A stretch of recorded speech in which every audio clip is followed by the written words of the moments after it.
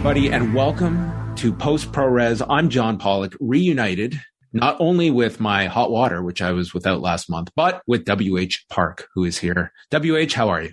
I'm good, John. I was glad to see that your hot water was working when we all visited your home for, I suppose we could call it, Way's bachelor party.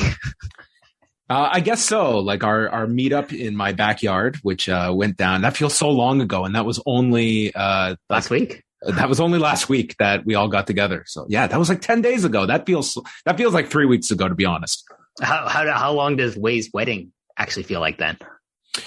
It was actually a week ago right now that we were all at his wedding on a Sunday night. That does feel a bit long as well. I think this has just been a very long, hectic week. So maybe it's just all compounded time. Yeah. I mean, maybe we're going to start counting down to Way, how long ago was your honeymoon? Oh, 2 days, but it feels like 3 years. I actually have a trivia note for you right off the top. It is August the 15th. And do you know where you were on this date right now in 2004? Was I at O'Grady's? No. Was that at your house? I'm going to give you a hint because you've told this story before, but I can never hear it enough times. The hint is I won't be here long. I'm doing a run-in. Oh, SummerSlam. So I'm at the Air Canada Center, when it was known back then as for SummerSlam. Which we were both at this show. We just weren't seated together. No, I was with Mike Murray. Yes. And so, Mike went up to get some food and a beer at the concession stand. So I'm sitting in our seats by myself. And then this guy sits down and I said, "Hey, sorry, that seat's taken. My friend just went to get a beer. He'll be back soon." He goes, "Don't worry. I'm not staying long. I'm going to be doing a run-in." I'm like, "All right, dude, whatever." But not 15 minutes later, this is during the Undertaker JBL match. And this is like a fairly, I think, well-remembered fan run-in onto this limo. I think people remember this spot. Yeah, it's the same guy who 20 minutes earlier just told me I'm going to do run-in, runs in. He's being chased by security. You might not necessarily be able to see this on camera, but I can see it from where I'm sitting. And he jumps up and down on JBL's gimmicked roof limo. It's a gimmicked rooftop because if you remember the match, there's a spot where JBL goes through the limo. So this dude is climbing on top of the gimmicked roof of the limo. I swear to God, John, you've never seen me and Mike Murray laughing so hard. And we were just hoping he breaks the roof of that limo because that would have been even more hilarious. But it was a sight to see. This was being there. We all saw this happening. And then it probably was the next night at O'Grady's or something. You tell me the story. And dude, I was just howling with, it's an even better backstory that here WH got to interact with this fool moments before he did his run-in. But what a great story. I love that story. Yeah, it's a good memory. I think it might be one of the few things I actually remember from that card because most wrestling shows, I don't remember anything that happens at them. Well, we're going to be jogging your memory about some that has, we have a show that is only 24 hours old that we're going to be talking about. Before we get into this week's topics and news, I wanted to give you a chance, WH, to chat a bit about Jamal Hepburn, who sadly passed away last weekend, and the news came out several days after the fact. I think it was Chris Hero that was the first one to tweet it out. I think anyone that has been online, especially following Japanese wrestling, it's a name that you're so familiar with all his different channels. I personally did not know him at all, but you did over the years get to interact with him quite a lot. So I thought maybe you could just share some of your interactions with him. Yeah. So Jamal was known online as Real Hero 12089 on Twitter. He's part of kind of a collective of people who, whose purpose was to archive and make available Japanese professional wrestling to people who didn't have access to it. Because you got to remember, John, this is before New Japan World. This is before streaming services really took off. This is before Netflix. Oh, yeah. This guy was a go-to. Just the name is just synonymous to me of just with Japanese wrestling on Daily Motion and other channels. And one thing that Jamal was really good at was about 2000 and 2010s like Japanese wrestling, which is like really a dark spot for a lot of people. And he just had an encyclopedic knowledge of all that stuff. He had access to all this footage that he would make available free for people. And he just provided great service to like fans and also to wrestlers. Like you'll see a lot of like comments coming out from wrestlers who like would interact, who interacted with Jamal.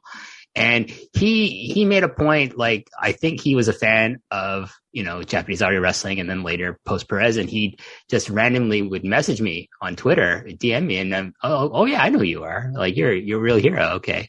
And then he just tell me backstage stuff. Cause like he actually interacted with a lot of big names, like of the foreign wrestlers that would wrestle in Japan. And it was just telling me tidbits here and there, like, oh, this was going on in New Japan locker room. This was going on in the All Japan locker room and all this stuff. And I was like, why are you telling me all this stuff? That's awesome. But, you know, not something like I would necessarily pass on in public. I would tell you stuff that he would tell me. But like, just a nice, super nice guy. Never asked for anything in return. He was just wanted to like talk about wrestling because he was passionate about wrestling. He wanted to share his passion. And I was just completely gobsmacked when I saw the news about him from Chris Hero's Twitter. And I just felt so sad because like I interacted with Jamal a lot. Like he's just such a friendly person. And just, we shared a lot in common with our viewpoints about wrestling and life in general. So I think it's a big loss to the community. And, you know, I don't know like how that void is ever going to be filled. It does really like harken back, especially to an era like before we had just the glut of streaming services where, you know, we've talked about it a lot, just how, you know, you're almost so spoiled with so much that is out there, but especially for a period where, yeah, there was tape trading, but as we're migrating into like the digital age, like it's still like a small number of people that would go to the trouble of digitizing stuff, getting it up there just for wrestlers. Like, yes, some of this stuff would air in Japan, but getting to actually see some of your work. Like if you were a guy in the mid 2000s in Noah, like it was a very small number of people that were getting that stuff out there for a North American audience to see. Like you're talking a very small subset of people. And he seemed to be a guy right at the forefront of getting a lot of stuff out there that it was, you know, hard to come by. And just from, you know, a personal note, like if there was a match like that I wanted to cover for like Thunderstruck or, you know, Cruel Summer or the Long and Winding Road and it wasn't available already, if I had access to that footage and I needed to, you know, have a link available for listeners to watch, I would just ask Jamal, can you upload this on your channel? And he'd be like, oh, really? No problem. So like some of the links you'll see are from his channel because I asked him to put them up. You know, he didn't, and he said, yeah, no problem. Cause he wanted to share the footage, but also like he was a fan of the work that we were doing at Post Wrestling. So, you know, it's a big loss for so many reasons, but like just on a personal level, just such a nice person. And I really, you know, I think about him, like I've been thinking about him like at least once a day since Thursday. Yeah, it's really unfortunate news. Rest in peace to him, and our condolences, of course, to all of his friends and family, and probably a lot of fans that he grew over the years. Like you could see a lot of the tributes to him, and it just seemed a lot of people echoed what WH said, that this guy just seemed like just a real genuine dude for those that interacted with him, wrestlers, fans, tape traders. It just seemed like he was a really great guy behind the scenes and interacted with a lot of people. We're going to move on now to the Resurgence show from Saturday night. And I did not know what to expect from this show, WH. And yes, there's the matches to talk about, but they shot a lot of big angles on this show. And they really did seem to make this feel almost like the kickoff of whatever this is, version 2 or stage 2 of New Japan Strong. Like they're coming out of this. And I would say like New Japan Strong has a lot of buzz behind it coming out of this show, and a lot of the different possibilities and players involved coming out of this show. Yeah, I was actually more surprised by the amount of angles that they shot. And I just thought, this feels like you're saying, John, this feels like it's like something that they're going to be really putting a lot of muscle behind, a lot of resources behind. Cause like, it seems like a lot of the wrestlers who are going to be appearing exclusively on this brand are not going to be going back and forth with Japan. Like Ospreay, he came out and he's basically said, I'm staying here. It sounded genuine that he's not going to go back to Japan anytime soon. Obviously he's going to have to, and he probably wants to have the match with Shingo. That's a natural money match right there. Which as well, like we can get into it. I mean, they do have a storyline. If they want to get their back-to-back nights at the domes, you at least have a story now where you have a G1 winner and in theory, like a unification match as well. Granted, where are things going to be in January, but they have kind of introduced this now that, obviously Shingo and Ospreay has to be a direction at some point, but I mean, it's all about where access is going to be for Americans to go over there as well. But yeah, it seems like that's a major coup that New Japan Strong looks to have Ospreay for the time being. And like just all these people that, aren't seemingly wanting to go back to Japan. Like I think Finlay doesn't want to go back. It sounds like Jay White looks like he's pretty happy just working Impact and probably New Japan Strong for the foreseeable future. Juice. Juice Robinson. And, I think also like the, GOD, they don't seem like they're in any rush to go back, and like they built up like this feud that they're going to have with the Good Brothers, which I'm probably going to pass on every match that they have, these two teams, because I think they both suck. But, I'm sure other people will tell me like, how bad it is, or maybe how surprisingly good it is. I doubt that latter part is going to happen though, John.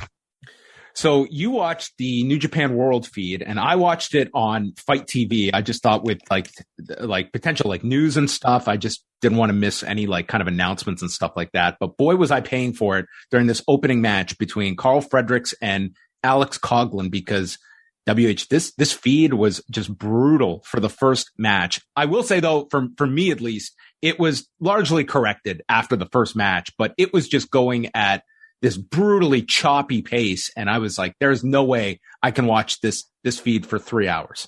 I don't know what it is with Fight TV and New Japan. Like they seem to have like terrible luck. Like I remember the Australian show had some problems with it. I remember Royal Quest. That's right. Riddled with problems with these feeds. Like you would think like Which 2 years later. It's pretty exclusive there. Like I watch a lot on Fight and I typically don't have any problems, but you're right. It's the New Japan ones that seem to, and from all accounts, like the New Japan World Feed, I mean, you had no issues, correct? No, it was fine. I was like surprised. Well, I wasn't surprised to see all the stuff on Twitter. Fight TV, it's not good. Da da da da. I'm just like, well, you know what? Fair comment though. It's like it's $20 to get the Fight TV thing, and all you're getting. It's like, for me, English commentary does not warrant an extra $20. Like I did it because I was covering this, and I imagine for some, maybe it is enough. But to me, it was enough that it would annoy me as a New Japan World subscriber that you're taking away something that you've already baked into New Japan World, which is English commentary. And now if I want that, it's $20 on this other platform. Yeah, I just look at it as like being greedy, money grab from not so much Fight TV, but more from New Japan side.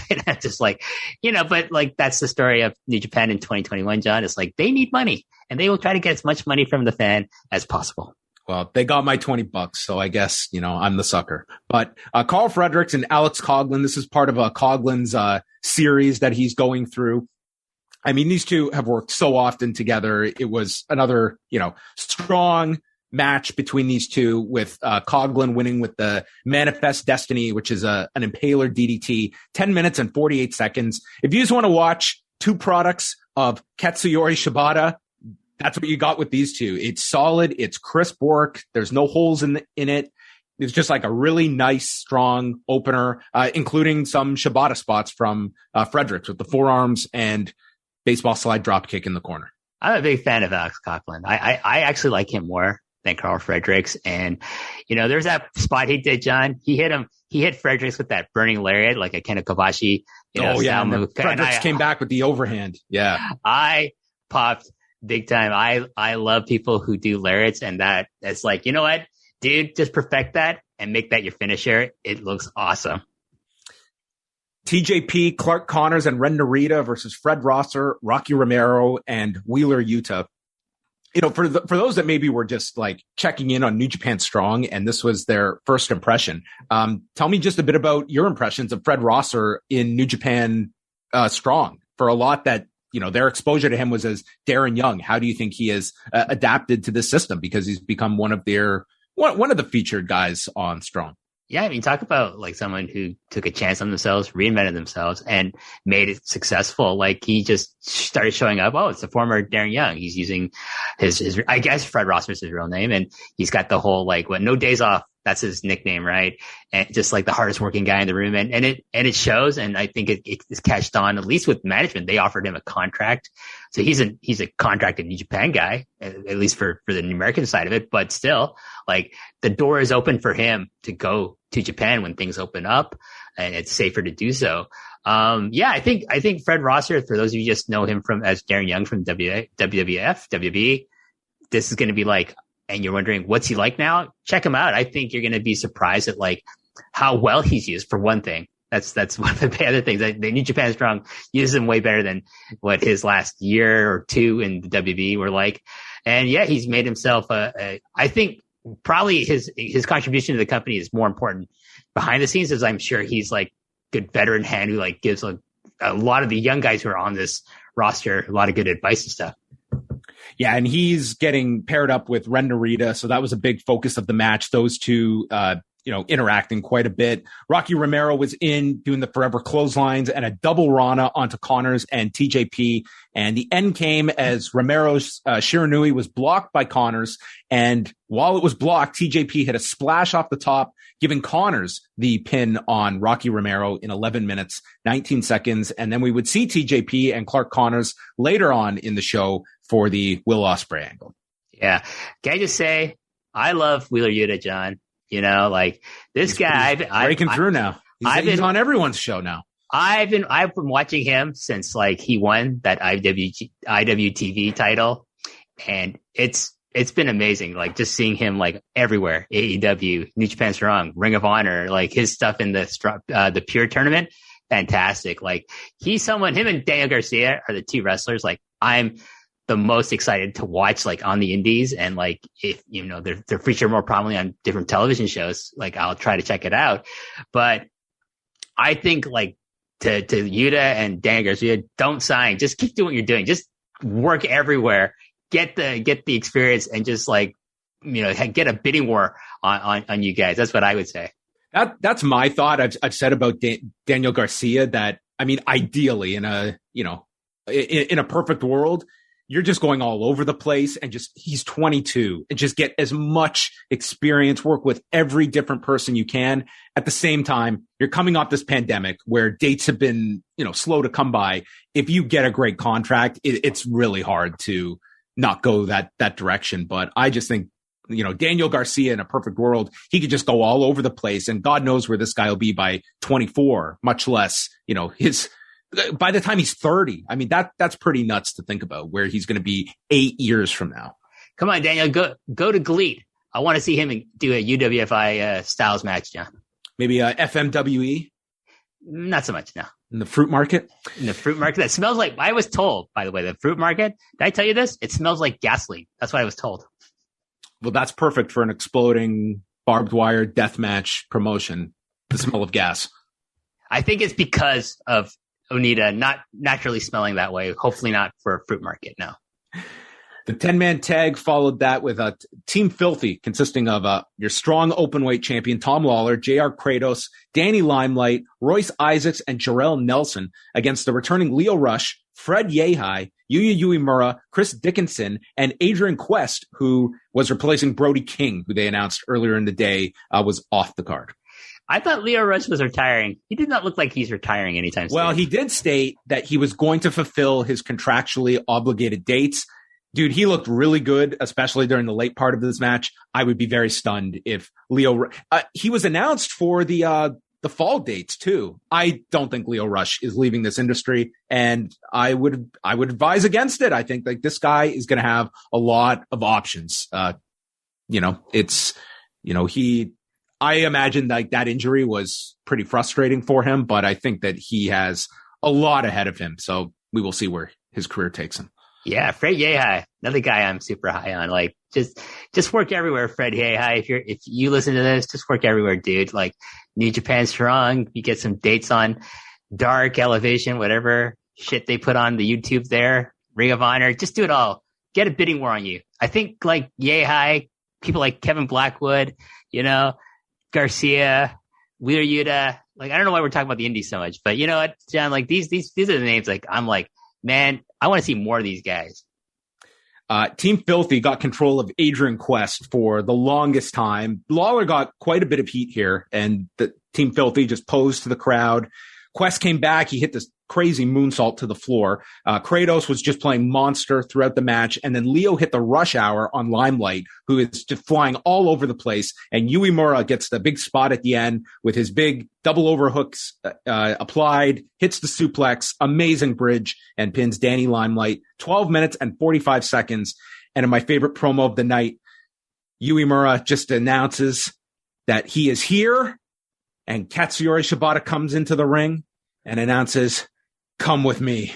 They shook hands, a wonderful alignment here of teacher and student. And I think Uemura, this is going to be, I really like this setting for him, especially that New Japan Strong, it seems like they will be more active with shows. He's not going to be just sitting at home for this whole time.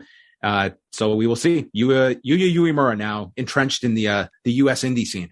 Yeah, I can't wait to see what Suji does in the UK. Probably going to become like a fortune teller or something, in the great tradition of like the great Okan, getting a gimmick that makes absolutely no sense to the actual wrestler.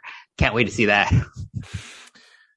Yota Tsuji, the jury will be out on him, but I'm pretty high on Yuya Uemura having a worthwhile excursion here. And the match that they are building up to is Tom Lawler and Leo Rush. So obviously they will be doing that match at a date to be determined. That was the focus coming out of this. I'm a big fan of Tom Lawler, John, but those Daisy Duke style. I was going to ask you about Tom Lawler's gear. I wanted to have your verdict on Tom Lawler. I'm not a fan of them. I think they look so like amateur hour. I know why he does it. I know he does it to get heat because he wears like real Daisy Dukes and he takes them off and he's got like the tights that look like Daisy Dukes. But yeah, like, listen, even Steve Austin can't make Daisy Dukes look good.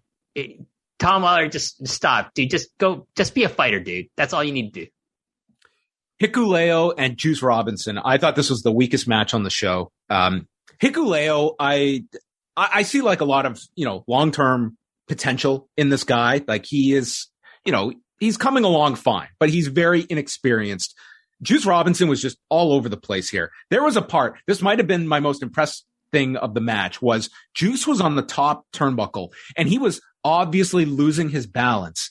So Hikuleo then just nailed the top rope. So he crotched himself. And if that was instinctual just to save the guy that was about to like lose his footing, then that's tremendous instincts by Hikuleo.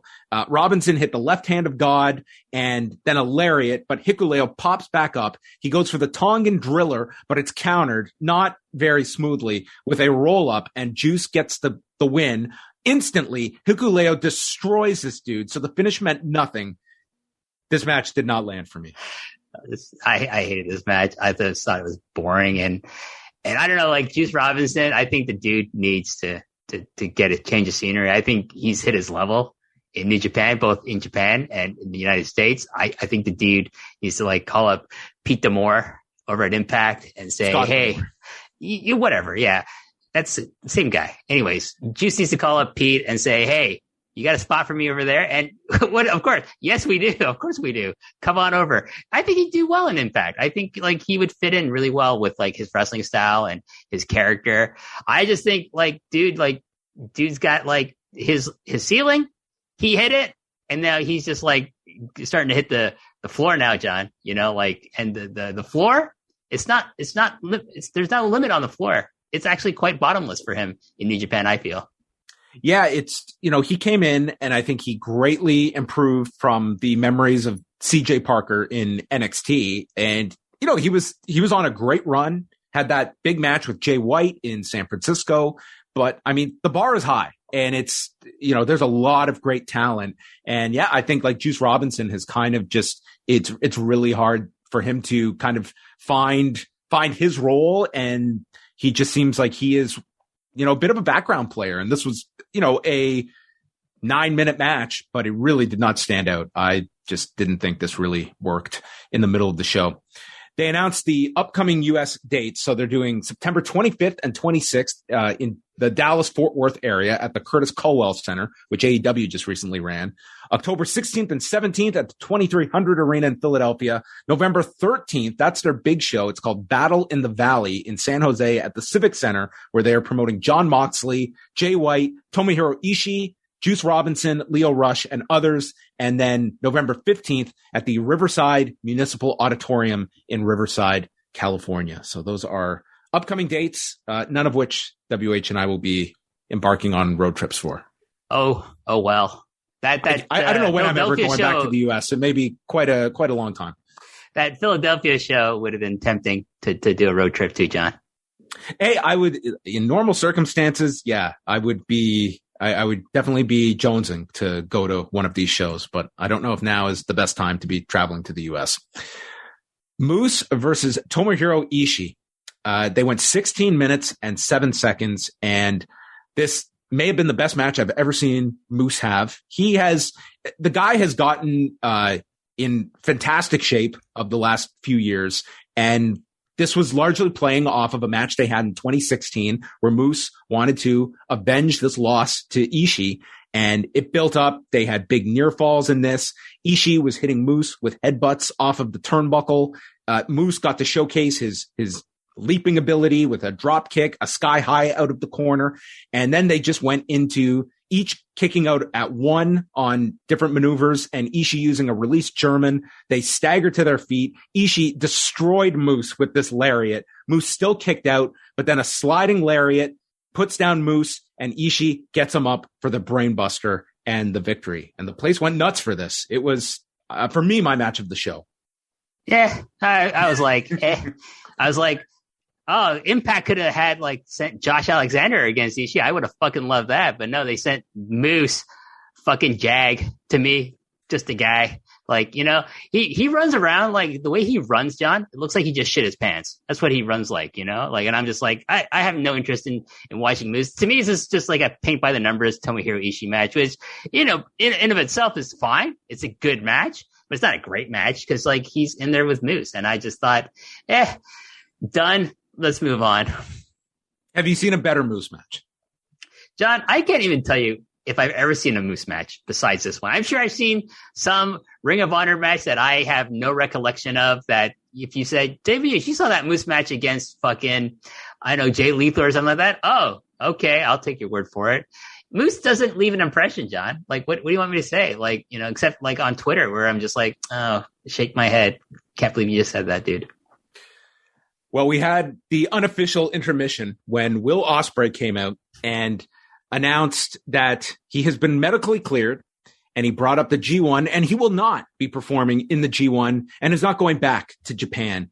He worked his ass off for New Japan, broke his neck, and all he needed was 4 months off. They stripped me of the title. Look at Jon Moxley. Didn't defend the U.S. title for a year, didn't get stripped. Ospreay insulted Shingo Takagi, said he's carrying around the fake title. It's an interim championship, and he reveals the real championship that he has brought with him. And he is going to defend this title against anyone, and he's staying here in New Japan Strong because they need a genuine star. He then ripped on Shibata and the LA Dojo Geeks, which prompted TJP, Clark Connors, and Carl Fredericks to come out, and Ospreay yelled that Shibata can't hold a candle to me. And then he took off through the crowd. He was, on a scale of 1 to Conor McGregor, he was like a 20 here in his, depiction, but a big angle here that Ospreay is at least going to be based here in New Japan Strong, not doing the G1, which I think many were expecting that announcement. And looks like he is going to be just wrestling around, and it creates a lot of interesting matches and a genuine top star for New Japan Strong to tour with as well. Yeah, for sure. I mean, I got to say, though, your delivery of that recap, John, was way better, by a magnitude of 1,000 than Will Ospreay's delivery of his own promo, because his promo ability is terrible. The content of what he's saying, not so bad.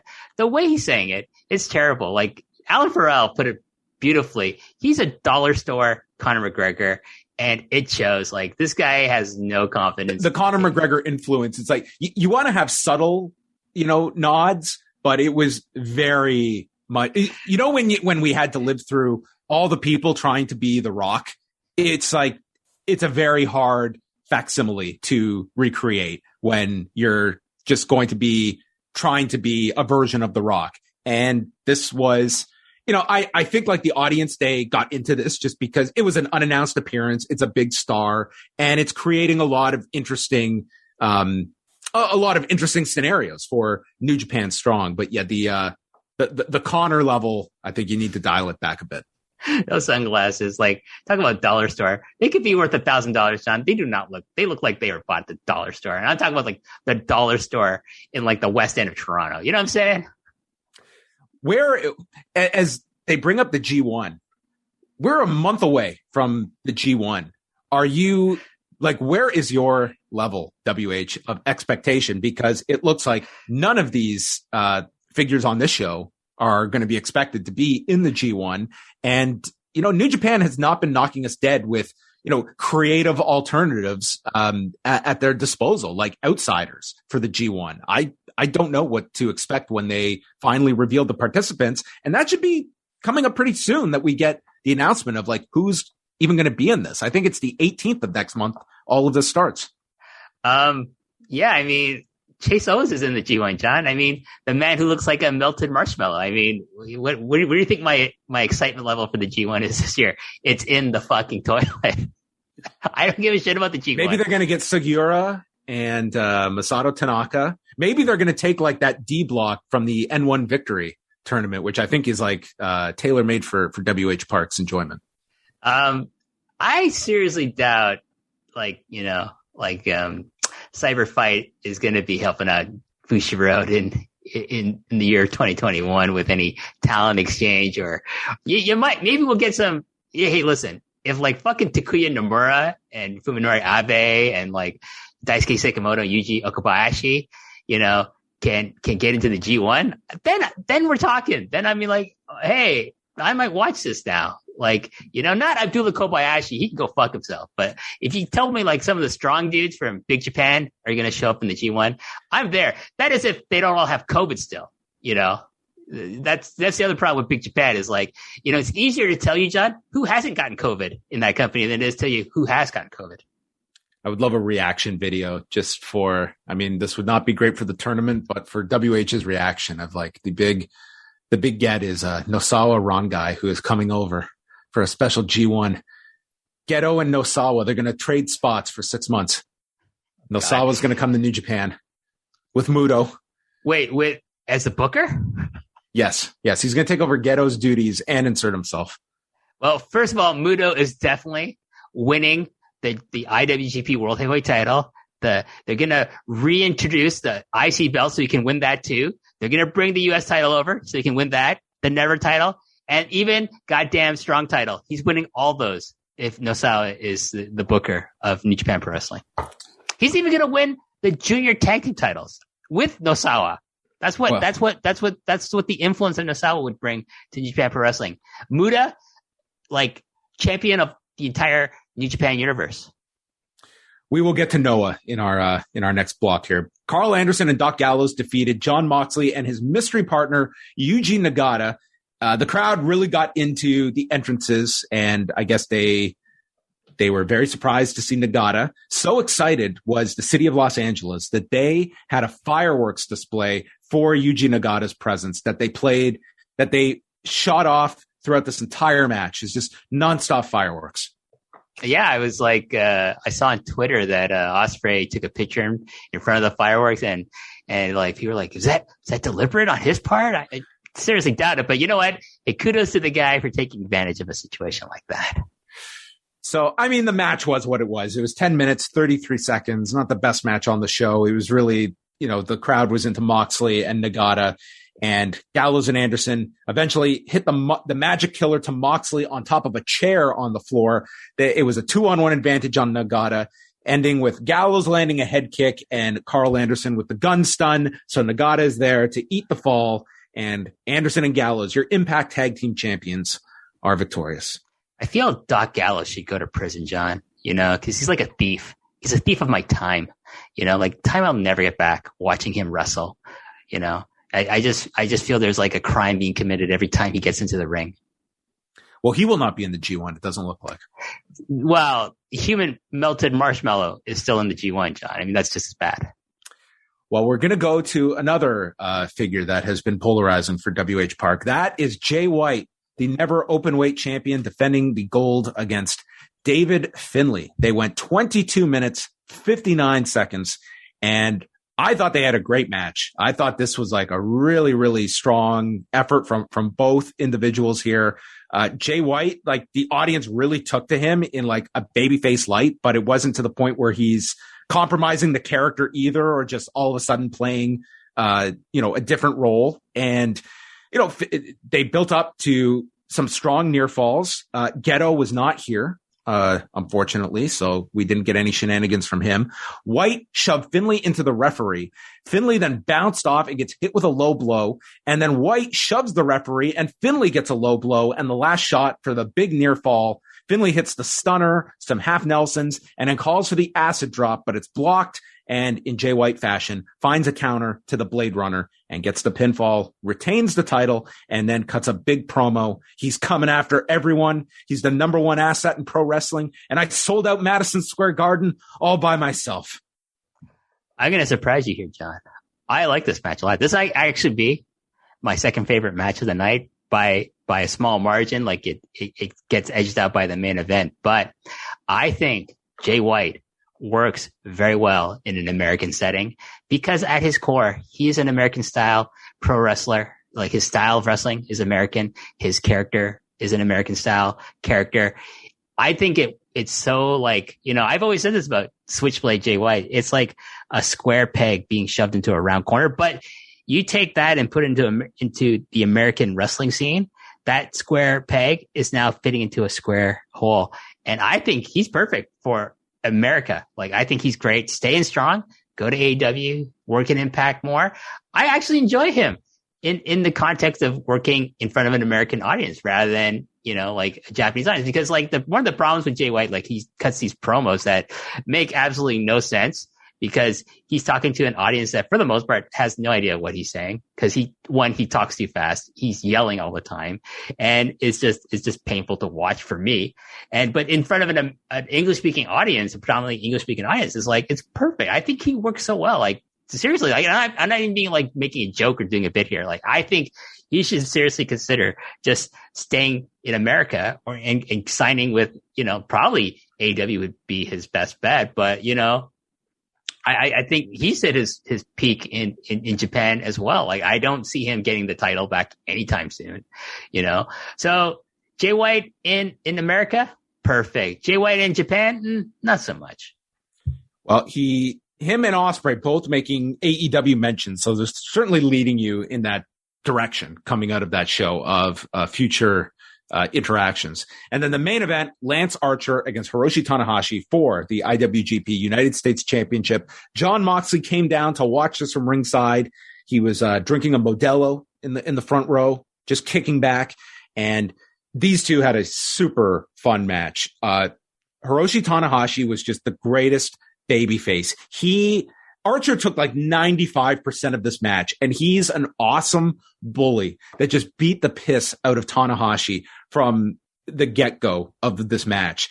Tanahashi got several hope spots here with the sling blade, a twist and shout, and then Archer puts a chair in the corner, and Tanahashi reverses it, sending Archer into the chair, gets a roll-up. The crowd is into seeing Tanahashi just get a 2 count on him. He survives a black hole slam, and then Tanahashi gets his big comeback at the end. Aces high fly flow onto the back, and then hits a proper high fly flow, and he pins Lance Archer in 17 minutes and 22 seconds. Just like a simple, basic match that was laid out. The crowd loved it. You had this tremendous bully that destroyed Tanahashi, who is just the world's best babyface here, who just sold tremendously, and then makes the big comeback, gets the win. The crowd goes nuts. And at the end of it all, Lance Archer says that he respects Tanahashi all the way back from the first time they met in 2011. And all he hopes is that they have a rematch, that when Tanahashi comes to AEW, he faces Archer first. They shook hands, and then Tanahashi had a love-in with this audience, and they just kept it on Tanahashi. I thought for sure we were getting an angle with Moxley, but never came. They just showed Moxley like upset at the end, and obviously they're going to continue with that story, but we just got the big hero shots of Tanahashi with the title in front of the LA Memorial Coliseum, and that's how the show ended, with Tanahashi as your United States champion. Yeah, it's a really fun match. Very, by the numbers, Lance Archer match, and very by the numbers, like Hiroshi Tanahashi as an underdog babyface match. But hey, that's a good thing. Like I quite enjoyed it. I thought, excuse me, Tanahashi, again, best babyface in the world, especially when he's like selling. It's for someone as big as Lance Archer is. But you know what, John? As soon as Jay White started talking about being the Grand Slam champion, the only Grand Slam champion in the promo before this match, I'm like, okay, Tanahashi's winning the U.S. title, because there is no way New Japan Pro Wrestling is going to have the white guy be the only Grand Slam champion in its history. And who better to be the other Grand Slam champion than Hiroshi Tanahashi, the ace of the company? So coming out of this, I mean, everyone is, where do you see them doing this Moxley Tanahashi match? Do you think they do it as early as All Out in a few weeks? Sure. If that's what, like New Japan wants to do, if they feel like that's something that AEW like put in the agreement for their work, whatever working agreement that they have, that he has to do it on AEW television. It seems like, there's not so many restrictions on Moxley working for other companies in the United States, especially like with New Japan, him being on this show. Maybe they can work it out where he's going to be, facing Moxley on, one of the big November shows. Who knows? Because it sounds like that San Jose show is, they are promoting Moxley. They have not announced Tanahashi for November, but certainly the fact that they have Moxley, I think that will obviously be a major match. Whatever. It sounds more like Archer built up the televised rematch on Dynamite between him and Tanahashi. I think that's more likely, is that we'll see when Tanahashi comes to AEW, he's going to face Archer in his first title defense is the rematch with Archer on Dynamite. And then that builds to Moxley challenging him for the title, like on New Japan Strong show, maybe the one in San Jose. Like, I think that would make more sense. And I can see like New Japan being kind of insistent, like, we want Moxley Tanahashi on our card. We will give you Tanahashi appearing on your television to help promote that match. But, like, you can do Tanahashi against Archer. You can do Tanahashi against some other people on the AEW roster that like he can have matches with that would like be good for AEW. You don't necessarily need to do the Moxley match on AEW television or on their pay-per-view. I enjoyed this show quite a lot. Like, it was a really entertaining wrestling show, but more important was they treated it like a big show. Like, sometimes you build to a big show, and I always think, yes, you want to deliver great matches. That's all great, but you also want to do some big angles and have people talking about future directions coming out of the show. And I thought they really hit that hard. Like, there is, to me, a lot of interest now in New Japan Strong. They did not use this show as just, hey, we're running a U.S. show with fans, we'll throw out our matches, and then it's just another in an endless cycle of, really good wrestling shows. We get a lot of those, but they did a lot of angles, and it's, I think, going to drive a lot of people to Strong if this was kind of a point to sample and see what was going on here. So I thought this was a very positive show for New Japan Strong, and I sense like a lot more attention on this show than a lot of recent New Japan domestic shows. Yeah, like within the Western speaking, the Western audience, the English speaking audience, I think there is a lot more interest in Strong. And, I think, New Japan World could use the resurgence, no pun intended, of like interest from the Western audience into like maybe resubscribing. And as Strong is having all these kind of interesting angles and directions that, people can only see on World, then that's a great thing for the streaming service, like, which I think can use it. Like, I know some people who've like kind of left it because it's just like, I don't have any interest in like the domestic product. And that's not to saying like the domestic product is weak, because, you know, there's still some interest, like a predominantly strong interest in it still on the Japanese side. But like for my perspective of, you know, like looking at, you know, Twitter as an example, it's not the greatest indicator, obviously, but just as a sample, like so many people who were like international fans of New Japan, like outside of Japan, are just like not interested anymore because of booking directions and the things like that. So I think it's good, like, that they had this show, and yeah, like maybe there's going to be, you know, an upswing in subscription rates for World, and that's something to keep an eye on. I kind of wonder this, John, like, what's the synergy like between the offices of like in Japan and in the United States? It's like, I get a feeling that Rocky Romero is a big part of like management for Strong, and like, and maybe one of the main bookers, if not the head booker of this product. And like, and I'm curious to see how much influence, like, you know, Gedo and maybe Dick Toko have on this product. It doesn't seem like that much if you're going to compare, you know, Japan product and the American product. They seem very, very, very different.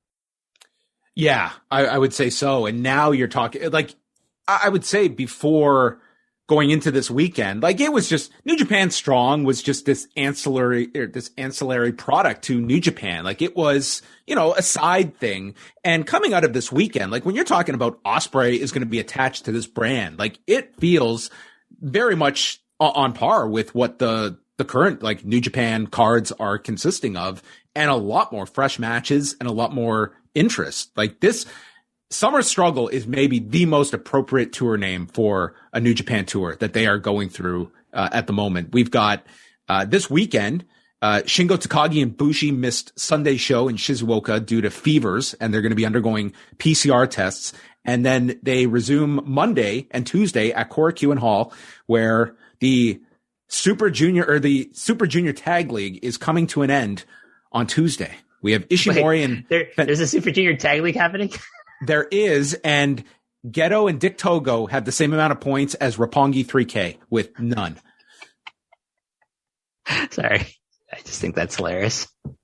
So this is the tournament, dude. I see nobody following. I'm sure there are people, because whenever I say grand statements like that, I will get contradictory tweets from people. Yes, people are watching this, but I don't think with great intrigue attached to it. And the next major shows, quote unquote major shows, because we don't really have lineups yet, are September 4th and 5th at the MetLife Dome, the former Seibu Dome. Night one, WH, we have Jeff Cobb and Kazuchika Okada in a rematch, and Toru Yano versus Chase Owens in either an I Quit match or a Texas death match based on a Twitter poll, results pending. And then night two has Shingo Takagi against Evil for the World Heavyweight title, Zack Sabre Jr. and Taichi versus Tetsuya Naito and Sonata and Hiroki Goto and Yoshihashi, and Robbie Eagles versus Hiromu Takahashi, which should be an excellent junior heavyweight title match. And we'll get Stardom dark matches on both nights.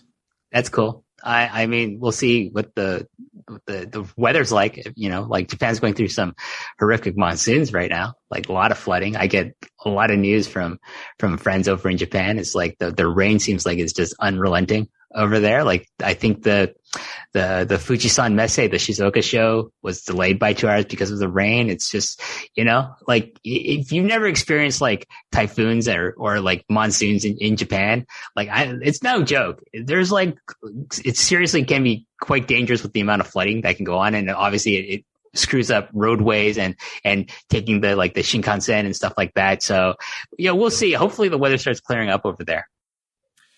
Let's move on over to Noah, because you have had a chance to watch today's main event from Kawasaki with Takeshi Sugiura putting up the GHC National Championship against Masato Tanaka's 0-1 World Heavyweight Championship. This was a lengthy match, and you seem to be buzzing about this match, W. Yeah, I quite enjoyed it. It was like really well paced. Like the level of athleticism and physicality and brutality that these two men, who are friends in real life and former tag team partners in Dangan Yakis, that they inflicted upon one another was quite amazing to see. But I have to say, like, it's really well structured because they started off more like, kind of, grappling and going for holds and stuff like that, but quickly, escalated into like, hitting each other really hard with forearms shots and then going for the big bombs near the end of the match. And just the sheer amount of brutality sustained by both Sugiura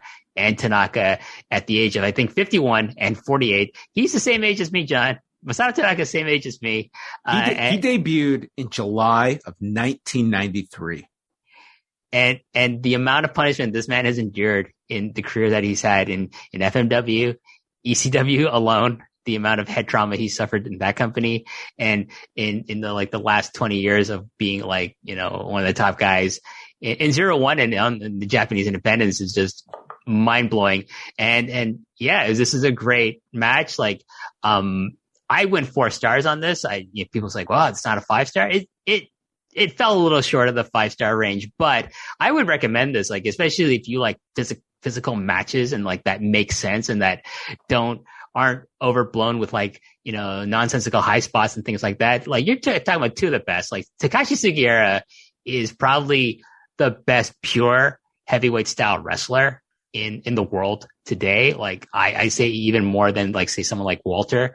I think if you like Walter's matches, you're going to probably be blown away by the kind of work that Sugiura does, just because I think he's a smarter wrestler than Walter is. And he knows how to lay out his matches with the opponent whoever he's facing really, really, really well. And like, he's facing someone who's kind of almost a mirror image of himself in some ways with Masato Tanaka, who's just like got the experience of like, 17 wrestlers in one body. You know what I mean, John? And to me, I always get a kick like out of like seeing that 0-1 World Heavyweight title because for people who don't know, it is the old AWA World Heavyweight title belt. Yes. This was also the card where Keiji Muto was removed due to COVID precautions. So now Michi Marufuji brought in the ultimate backup, Nosawa Rongai, in defeat to Hayata and Yoshinari Ogawa. He also, thought, well, people paid for someone in face paint and to blow mist. So Marufuji, he wore the Muta face paint and he blew the green mist in the face of Hayata, which I'm not too sad about because I hate Hayata. Well, one thing that some were very sad about, that was the retirement of Masato Yoshino earlier this month. And we're not going to go through the shows, but it was 2 nights in Kobe, culminating with Ada and BB Hulk beating Yoshino and Naruki Doi. And for UWH, when you think of the career of Masato Yoshino, what are some of the highlights you're going to go to, and his legacy with Tori Umon and then by extension Dragon Gate? Okay, so he starts off in T2P, which is like Ultimo Dragon's second class of his trainees and graduates, and then he comes to Japan, and he's in the Italian connection as a Tarzan Jungle Boy kind of a gimmick. Believe it or not, this is what you see in Jungle Boy and AEW is very much modeled on Masato Yoshino's like really first big gimmick in Toryumon. And what I remember most about this guy when I first saw him in T2P and then in Toryumon was that, my God, he is the fastest wrestler I have ever seen. But not only but he doesn't wrestle like a high flyer per se, John. He is an incredibly gifted, intricate technical wrestler because he studied Yave under Skyda in Mexico, which is like where, Ultimo Dragon would send a lot of his trainees would be to train in Mexico under Skyda doing lucha and Yave and then teaching them, more traditional PURORESU style in Japan. But Yoshino was kind of like this really brilliant, like melding of like all these different influences on his style, like incredibly fast, incredibly technical, a great high flyer in his own right. But like for me, the highlights were like his last title run. Cause like it happened with the Open the Dream Gate title, like, cause it happened after the departure of Shima, T-Hawk, Ada to form the Strong Hearts. And then they were going to go join OWE. And it seemed like, and Shingo Takagi had just left. and, you know, we're about to leave, and it just was like, oh my God, what's happening in Dragon Gate? But he became opened the Dream Gate champion, and, you know, like, and it was just like this kind of stabilizing force in the company. And apparently, you know, like, this is also happening stuff behind the scenes, but like on screen, like for me, one of my highlights for him was also like his tag team with Naruki Doi, Speed Muscle. I think they were one of the best tag teams I had seen in like the 2010s, John. Like they had that match with the Morrissey Machine Guns on TNA television. They had all these awesome matches in Japan with like what I thought was probably my favorite era of Dragon Gate tag teams with variations of like Ryo Saito and Susumu Yokozuka with Kunis and like all these other different tags. It's so too many to name, John, but like it's a great tag team scene. If you want to get into like, if you love tag team wrestling, go check out the 2010s era of Dragon Gate tag team wrestling. And Speed Muscle is like just was kind of the anchor, the foundation which you could build off all these other, you know, tag teams and a great division. And yeah, like I don't know, like to me, like I think it's good that he's retiring before he's physically incapable of doing anything else, because he's retiring because of, you know, lingering you know, effects of a neck injury he had suffered. So I haven't watched the shows yet. I'm going to at some point, but like to me, it's I don't feel sad about him retiring. I think it's great when wrestlers know when they should leave and don't, you know, aren't forced to leave necessarily. I'm completely with you. I think that it's, you know, it's sometimes when we've gotten them, it's more so when there's, you know, at a WWE Hall of Fame, and it's a guy like Edge got this and others, and you always get the one more match chant. And it's like, I always kind of cringe at that, because it's like, number one, it's just enough with the chants. But number two, it's like a lot of these guys, the transition to your post wrestling career is tough enough without just having that kind of pressure, that it just seems like there's always it's pro wrestling. You can always come back and do one more match. I applaud guys that sense that, okay, my body is turning on me, and I don't want to go down that route where I'm suddenly 50 and I'm immobile, or I have significant problems where I'm not going to be able to get around that well. So I think for someone to acknowledge that, granted, I'm sure it's pretty significant for him to be making such a big decision at, you know, not a crazy old age by any stretch, but to your point about the speed, I mean, going back to one of their most famous matches with the Supercard of Honor in 2006. It's incredible watching it on video, being in that building that night, and you are watching this. You're just in awe at the speed of which Yoshino in particular, but, you know, everyone involved in that. You were just watching something that was just a different planet than everything else you've been watching on this card. You were just stunned at what you were seeing in front of you. Oh, and just the amount of chemistry he had with everyone he faced on that roster, whether it was Dragon Kid or Kunis or Shima or Shingo Takagi or Yamato, the guy could work with anyone. He had great matches with Pac and like so many other people that would come, like Ricochet as well, like when they were in Dragon Gate. Just someone who, if you really want to kind of get the feel of if you want to pick one wrestler, like I would pick, there's three wrestlers that I think epitomize Dragon Gate for me. It's like Shingo Takagi, it's Masaki Mochizuki, and probably of his generation, it would be Masato Yoshino. So, you know, like check him out. Like there's so much footage out there. You know, you don't have to break the bank either to find it. Just go look for his name and just, pick something random. You're probably not going to be disappointed. Let's just do a few updates on some tournaments. So Stardom has kicked off the 5-star Grand Prix. So this weekend, they were supposed to run shows Friday, Saturday, and Sunday, but the Saturday and Sunday shows in Nagano and Niigata got canceled due to COVID concerns. So their last show was Friday at Korakuen Hall, which I don't think is up on Stardom World until Tuesday this week. And then they're back on Saturday to continue that. On the Red Stars side, Starlight Kid is leading with 5 points. Mina Shirakawa has 4, as do Julia and Mayu Iwatani. Those are the leaders there. On the Blue Star side, Tom Nakano, Maika, they both have 6 points. Shuri with 4, as does Unagi Sayaka, Utami Hayashishita, and Saya Kamitani. So I have not got to catch too much of the tournament thus far. The big rematch between Utami and Shuri is on September the 4th. So that is one that I'm sure many people have circled down. That's going to be, God, that's all out weekend. That's the same day as the MetLife Dome shows. God, that's a crazy weekend. Yeah, like it's going to be interesting, like how the site's going to be covering all this stuff. But yeah, ask me. I don't have an answer right now. Production meeting. Yes. Well, I've been watching. I haven't, gotten to watch too much of it. I've been making my way through. Actually, just the first night. Tomorrow is my big catch up, John. Like I'm just gonna plow through like the rest of the shows and try to catch up before Tuesday.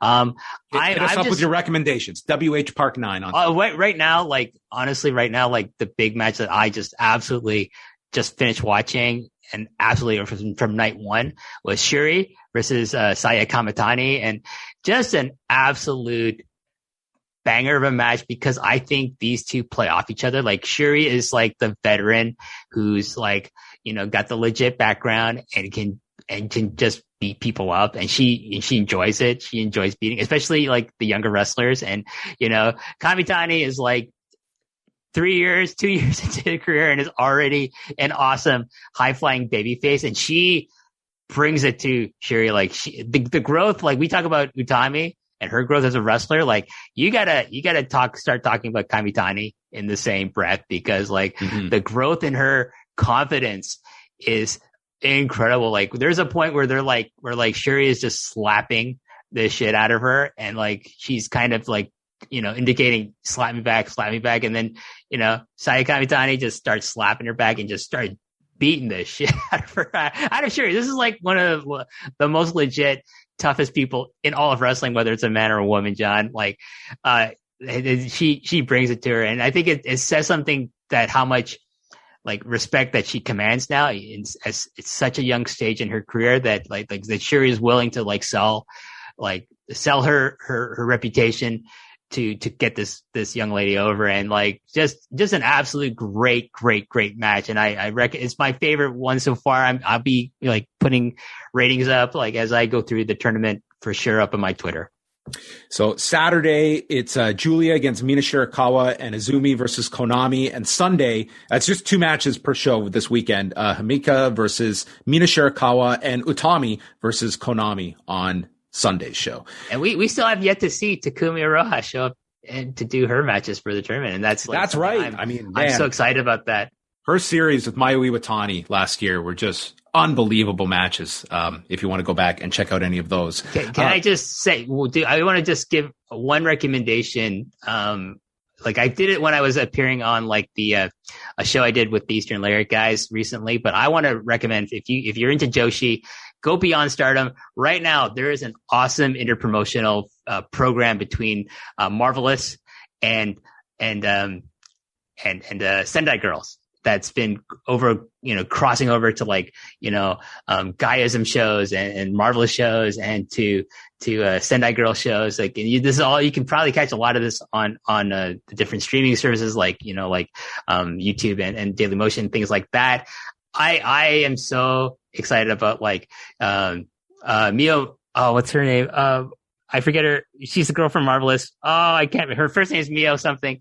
Can't believe I'm forgetting this. But her interactions with Chihiro Hashimoto from Sendai Girls are out of this world, John. Like I think I sent you links to it. If you haven't watched them yet, try to carve some time out. I guarantee you won't regret it. Just circling back to Noah, they've announced the blocks for the N1 Victory Tournament. It starts September the 12th. This year, they're doing 4 blocks, so it'll be round-robin matches, and then they will do the winners of each block advance to the semifinals. So we'll have 4 people representing each block. First one has Sugiura, Kaito Kiyomiya, Manabu Soya, and yes, Keiji Muto in the tournament. Block B has Keno, Daiki Inaba, Masaki Mochizuki, and the 4th member to be announced. Block C, this has Katsuhiko Nakajima, Kazushi Sakuraba, Kotaro Suzuki, and Masato Tanaka. That's a wild block. And then block D, Masa Kitamiya, Akitoshi Saito, Masakatsu Funaki, and Kazuyuki Fujita. These are some I'm intrigued. I am intrigued, WH, by these blocks. I'm intrigued to see what Fujita tries to pull with like Funaki, and then hopefully Funaki fucks him up. Block C, on the surface, block C is my block. That seemed to be the one I thought that would jump out at you. Yeah, Nakajima, like in anything, but especially against those names, holy shit, that should be some good matches. Bald right there. Nakajima too. Bald Nakajima, like you think, he's going to lose some of his charisma when he loses his curls, but no, like he's got the smile still, John, that evil smile. And like, yeah, the hair will grow back. He'll get the perm again. No problem. I'm not worried about Nakajima at all.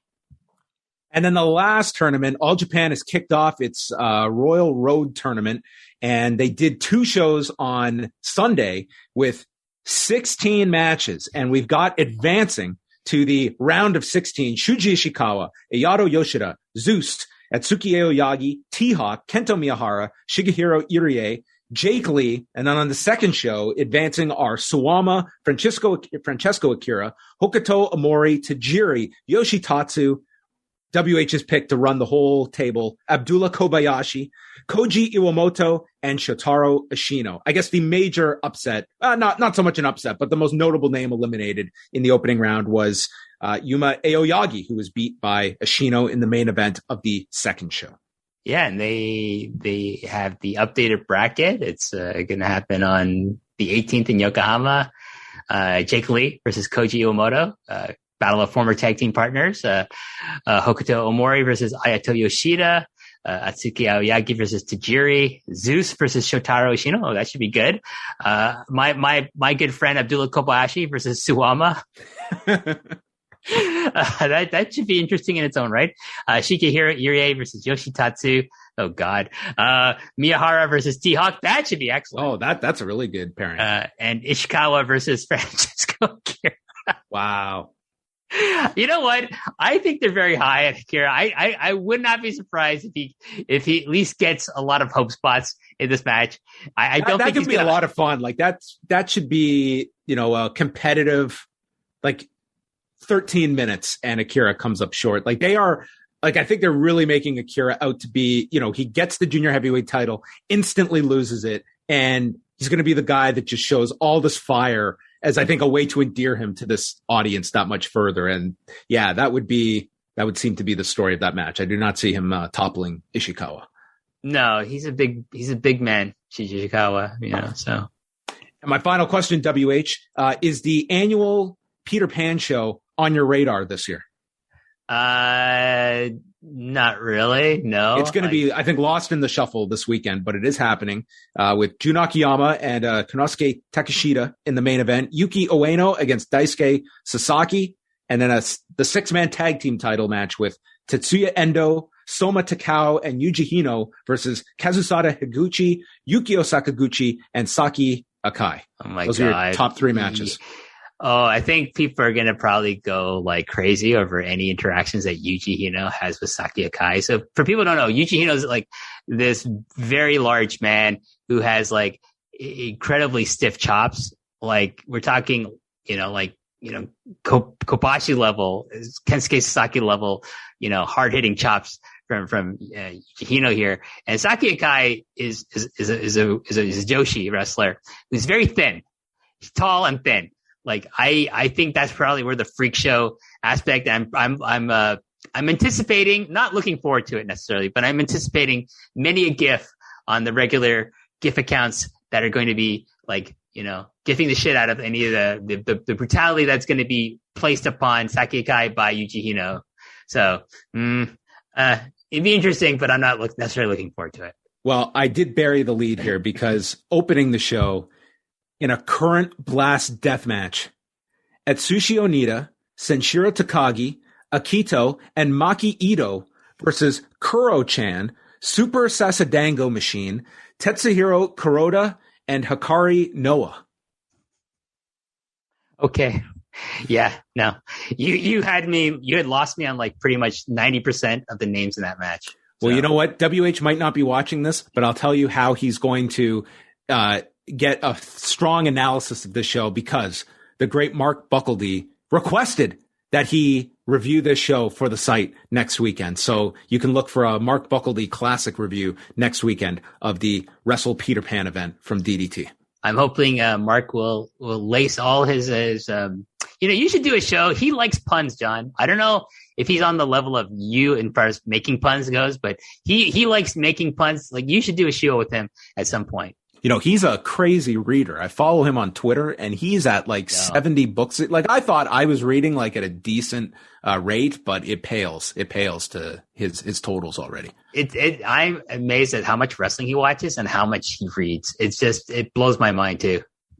A modern marvel is Mark Buckledy. So look out for that on postwrestling.com. A very busy weekend coming up. WH will be, of course, sitting back on Saturday night for 3 hours of SummerSlam, and maybe he'll be tweeting his thoughts on what's going on. Hey, I'm going to be doing a run-in. Maybe I'm going to be doing the run-in this year. Well, we can only hope. But that is going to wrap it up, everyone, for Post Pro Res.